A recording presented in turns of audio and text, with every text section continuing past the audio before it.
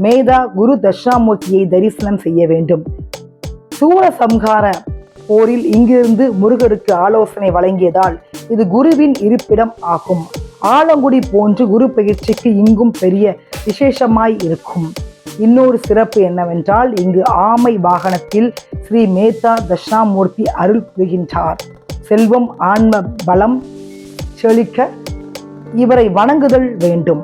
பின் அருகில் வள்ளி சன்னதி தரிசனம் முடித்து வளமாக சுற்றி வந்து தெய்வானை சன்னதியை தரிசனம் செய்துவிட்டு சண்டிகேஸ்வரர் தரிசனம் முடித்து சன்னீஸ்வரர் சன்னதி பைரவர் அருகருகே உள்ளது. தரிசனம் செய்துவிட்டு வெளிப்பிரகாரம் வந்து மீண்டும் வலமிருந்து இடமாக பிரகாரம் சுற்றினால் ராஜகோபுரம் நோக்கி விநாயகர் வீற்றிருப்பார். அவரை தரிசித்து கடந்து சென்றால் சூரசம்ஹார மூர்த்தி சன்னதியில் அவரை தரிசித்து அருகில் சகசர லிங்கம்